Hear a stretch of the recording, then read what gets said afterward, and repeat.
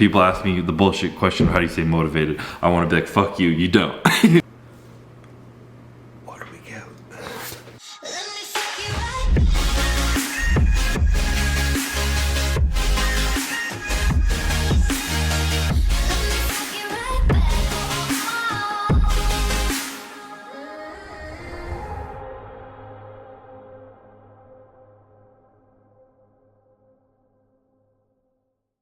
What is up, YouTube? Welcome to part 2 of this little series I'm doing, kind of recapping my Olympia prep. It's mainly more for myself, so I can get ready to jump into it again and just kind of remember what I went through and just put myself in the right mindset. But yeah, you guys know the drill, so I'm just gonna jump right into it. I said in the last one I didn't want to make it about like my diet or stuff too much, but I want to show you guys, because I left off at about 5 weeks out in the last video. My diet starting at 5.5 weeks out was like ridiculously low, probably like almost the lowest I've ever been, and that was at 5 weeks out. And there's a lot of things that kind of stressed me out in this prep, and one of the big things was like obviously my health and the water retention, and what that did was prevent my weight from budging like at all. It was so perfectly balancing like my fat loss with water retention or whatever was going on, that from like 8 weeks out to almost 3 weeks out, my body weight changed within a couple pounds maybe. So I was eating this little of a diet and no weight was changing, and that was just life. So let's go on. All right, so here we are a week later, and I had not really been practicing my posing enough, so I'm like, screw it, I just gotta do it. I gotta just put on the shorts and do it. And you can see, again, my legs are kind of in and out in all these videos of like looking okay and not. And when I turn to the side there and you see me kind of like flex my glute, there's no like lines in the side of my quad, there's nothing in my glutes, nothing going on. But my upper body is looking okay, not like it should, but okay. Now you can see me completely turn around. I have like faint, subtle lines in the bottom of my hamstring, but it's definitely not lean, and it's sure as hell not dry. And if you look closer there, you can see the difference, the vast difference between my left hamstring down there, where you can see a little bit of line, but that right hamstring was what the hamstring I tore, and it was just like, there were no lines in it. It was hard to flex it. It just wasn't cooperating. All right, so we got another video a week later. These videos you're seeing now are videos I have never posted anywhere. They were check-ins for Ian, and I sent them to him, and nobody else saw him. Matt and Calvin were staying with me. Calvin was my videographer, filming every single day on top of me, and they were in there watching this and being like, just watching from the background. And like, I know my legs don't look good, and they know what I look like the past few years because they've been there with me, and they're just keeping their mouth shut. And I know they just don't want to stress me out, but I know in their head they're like, wow, what the fuck's going on with Chris right now? His legs look like shit. Probably more polite in their head than I'm polite in mine, but that's what was going on in my head. And they were watching, and I was just like, fuck, like this is just not coming along right now. This is honestly around the point I think where I started stressing a lot. I remember I shaved down into the mustache, and I was like, all right, just get your head into the right zone.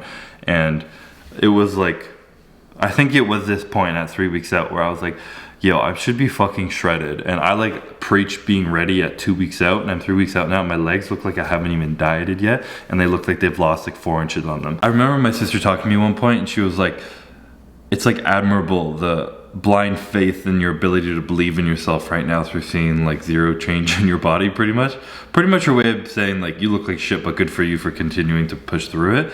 And I remember in the moment like feeling really emotional hearing that, because I sat with myself and I was like, I don't have any blind faith, and I don't believe in myself right now, really. It was a moment I didn't exactly understand at the time, and now I'm glad I'm doing this a year later, because I sat there and I was like, yeah, I don't really have blind faith right now. And I had a lot of moments of like doubt and like, why am I doing this and something, but I never once, even for a second, like wanted to give up. I wasn't never ready.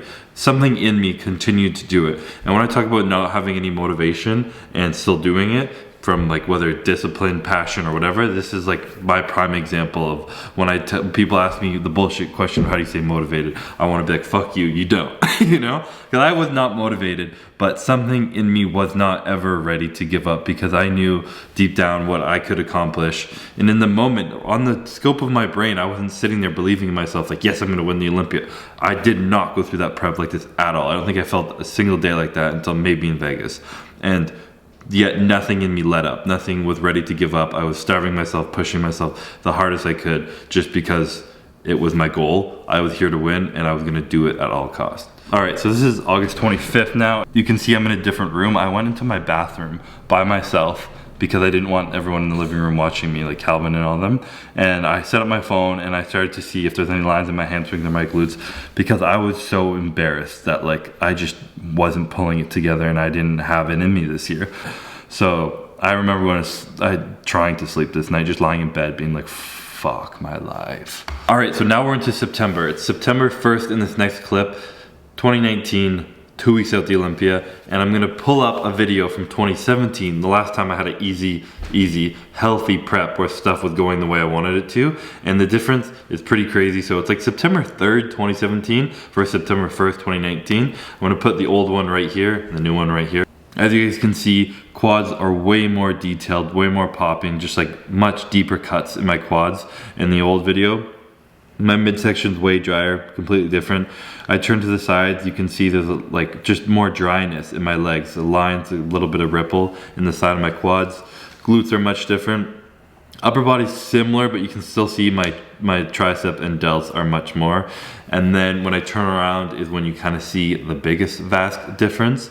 And excuse the extra booty here, but you know, checking photos, you gotta do what you gotta do. But you can see here, like my hamstrings and glutes are completely different. Lower back, much drier, just way more separation detail in the old video. So yeah, that's where I'm at. All right, so this next clip is just 3 days later, and I don't know what happened exactly. Maybe the universe was like, yo, this kid's not gonna give up, just give him what he's been working for. But things started to come together. My weight just started to kind of like shed off slowly, but like move finally. My legs, you can see in this video, actually have some separation to my quads, which I hadn't seen that at all this prep. And this is when I didn't want to get too ahead of myself, but I was like, okay, there's a little bit of time left. Things can still come together. I just kind of got to keep my head down and keep going. And yeah, that was pretty much what I did. You can see my glutes here when I turn to my side a little bit. They're actually kind of starting to dry out a little bit of more lines down my leg when I hit my side chest here. And just slowly, things look like they had been coming together. And maybe my mind finally started to relax and just like ease into things, and it was just causing my body to like be like, okay, or whatever was happening, it was working. This one is 2 days after that last video, and this, ladies and gentlemen, is what they mean by when they say, do not give up on yourself, do not give up on your dreams, because shit comes together if you keep working for it, apparently, or at least that is what my life has taught me. And these last few preps have taught me a fucking lot. 2 years of a lot of mental stress and a lot going on, but it really showed me who I was as a person and what I'm able to get through. And seeing this kind of slowly coming together at these points, I started to like uplift my spirit every single day. I woke up a little bit more excited, a little bit more motivated, feeling better and more energized than I had the entire prep. And that definitely it all started to kind of culminate and play together, because your mental aspect affects your body so much. And this is kind of the result of all that. Okay, this video, I remember taking this, it was just me and Calvin in my condo at this point. This was the day before flying to Vegas, or the day of, actually. And I remember Calvin was still sleeping. I set up my camera. I was like, all right, let's get a good camera out. Let's see what I fucking look like today.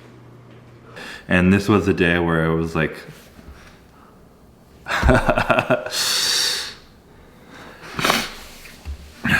I promise this won't be a video where I cry. But in this moment, in this day, I definitely cried in this. And there was a lot of, like I've mentioned, I had a lot of stress built up and so much stuff like pushed down inside me that nothing was gonna come together. And I remember before flying to Vegas, I was like, fuck, like, okay, I'm at least not gonna make a fool of myself. Everything's kind of paid off. I'm starting to lean out, dry out, and like, I knew I would lean underneath it all, but my body's finally starting to show it. And it was pretty emotional for me watching this video back, to be completely honest. And yeah, I remember this was fucking just feeling good after this. And I hadn't felt good in months. Like I haven't really been happy or enjoyed anything in months. I hadn't felt anything in months. So this was a big moment for me in this prep right here. And I would have loved to have felt it a little bit earlier, but you gotta make things work when it counts, and it only counts on one day in competing. So it doesn't really matter what you look like through a prep, as long as you can pull it together by the end, then you got it. Sorry, I'm watching this video right now like, holy shit. Just remembering what I went through. When I say it only matters what you look like on one day, that's fucking literally what it means. You can look like shit all prep. The day after you can look amazing, but as long as things come together and you put in your work and everything is finalized on the day of show day, then that's really all that matters. And all you guys kind of see is that final product of people standing up on stage. And I tell you right now, I'm not the only one who has shitty preps. I know that. Bodybuilding is a stressful sport on your mind and on your body, and everybody goes through some bullshit eventually, if not every single prep. And all you guys see that final product, but there's a lot that goes into this shit, mentally, physically. I'll be completely honest, it's kind of terrifying, scary to think of going through what I did the past few years again. But if I showed myself anything, it's that when you put in the work, the results will come at the end of the day, especially in bodybuilding that takes such precedence in everything we do. And fear is always going to be there. I have a lot of fear and nerves for a lot of things, but that's literally just an illusion, like an obstacle of something trying to get in your way. And there's so many things I'm realizing making this video and just the time after the Olympia and everything.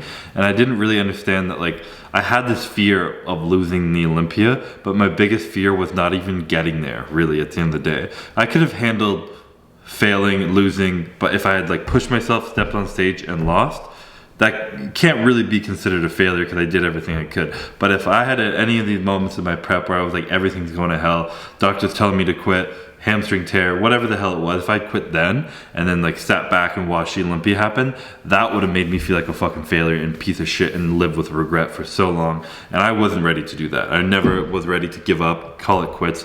I was no point was I like, no, I can't do this. It was always like, fuck, I don't know if I'm gonna win, but like, who cares? Fucking buckle down and do it. Don't stress about the end game, the end whatever, losing then in the future or whatever. You can't think about that. It's just today.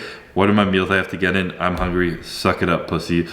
Go train, go sleep, have a nap if you're hungry, and get ready to do it all again tomorrow.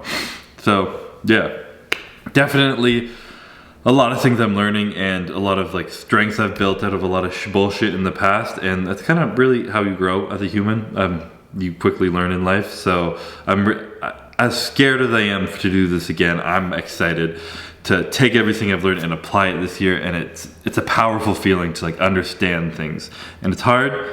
It's a lot of work, to be completely honest. I sit with myself a lot of times and I question a lot that I do. But at the end of the day, I think I'm ready to do this again. I'm ready for another dub. Ready to take the family to Vegas and come back with another trophy. So that's what's gonna happen, and that's that. But yeah, hopefully you guys liked this video. It wasn't too much ranting. If you did, please like the video, please subscribe, and get ready for part 3 in Vegas.